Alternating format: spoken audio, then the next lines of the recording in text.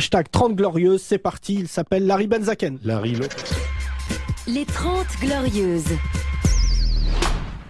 Ce matin, c'était hier matin, je me lève avec la conviction profonde d'aller me mater un film que je ne compte louper sous aucun prétexte.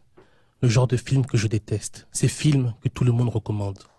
Je saute de mon lit, saute sous la douche, saute le premier repas de la journée que je n'ai pas les moyens de m'offrir, saute sur l'occasion de complimenter le parfum de ma voisine que je croise sur le palier. Je claque la porte de ma pétaudière, dévale 4 à 4 les marches de mon immeuble, vers le métro. J'en profite pour répondre au dernier SMS de ma future ex. Dans son message, il est question d'affaires à récupérer et de reproches. Mon immobilisme, 300 boules à lui rembourser, ma carrière littéraire qui ne démarrera jamais. Je tente alors de lui faire comprendre que je compte sur mon talent pour me sortir de ma situation et que malgré la précarité de mon relevé de compte, je compte me relever. Mais rien, pas un mot. Elle me laisse sans réponse et aussi accablée que pourrait l'être le prochain dentiste de Didier Deschamps. Et là, tout juste devant moi, une jeune femme vient de se faire tirer son iPhone. J'étais trop éloigné pour pouvoir intervenir. On a toujours de bonnes raisons pour ne pas intervenir. La lâcheté a ses raisons que l'intrépide ignore. Un de mes compères lâches passe à côté de moi. Il me cherche du regard. Il souhaite que nous activions notre complicité de lâches.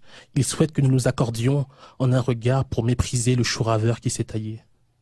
Dans le métro, il vient s'asseoir à côté de moi, avec sa trogne de supporter de Liverpool. Il ne me lâche pas. Il théorise sur ce qui vient de se passer. Il me parle. Je l'écoute.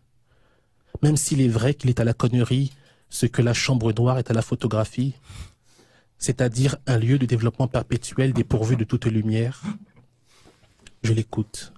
Il me parle. Il me file un mal de crâne, me donnant l'impression que j'ai passé la soirée avec Negan et Lucille. Il me parle des embouteillages qui polluent Paname. Il me parle de la Fashion Week qui a pollué Paname. J'arrive à ma station. Je descends. Dans les entraves du métro, je croise un vendeur bangladeshi de fruits et légumes. J'amoncelle toute la mitraille qui se trouve au fond de mes poches. En résulte un lot aussi médiocre que le score de Benoît Hamon présidentiel. Je tente de négocier avec ce maigre pécule une pomme à ce revendeur. Il soupèse mon pactole. Il ne prend même pas la peine de compter. Il l'évalue. Il me mate comme un monarque materait un mendiant quémandant devant son palais les restes de la chasse royale. Il me file une pomme. Je vais au ciné, je passe la porte, je demande à la guichetière une place pour 120 battements de quelque chose. Et là, je me rends compte que j'ai oublié mon passe ciné dans mon sac à dos qui est resté sur mon lit. Car il me fait transpirer du dos lorsque la température dépasse les 15 degrés et qu'on est lundi, 18h. Et c'est sur ce prétexte que j'ai loupé ce film que je ne comptais louper sous aucun prétexte. Les 30 glorieuses. Eh ben moi j'ai aimé. Eh ben je peux te dire que là le Larry il a mis la barre très très haute. Hein. Là, au niveau du texte. Moi je peux te dire quand je raconte ma journée c'est pas le même effet. Oui. T'as C'est passé bien. une bonne journée, ouais. Et toi, voilà. Tu vois, D'un jour à l'autre, on a Jamil ouais. et Larry. Et c'est vrai. Larry, tu t'es senti bien? On varie les plaisirs. Oui, j'étais un peu stressé, mais c'était T'étais un peu parfait. stressé, mais souvent Thomas il fait cet effet-là. Et sache qu'il chante et tout, c'est pour ça m'a l'impression. C'était très bien mon Larry, n'hésite Merci pas à beaucoup. vivre des trucs dans tes journées pour venir les raconter la semaine prochaine. Merci infiniment. Même quand tu Provoque vois. des Bangladeshis, frappe des mecs, n'hésite pas. Vous êtes sur Nova, mesdames et messieurs, ceci est une blague. 17h46,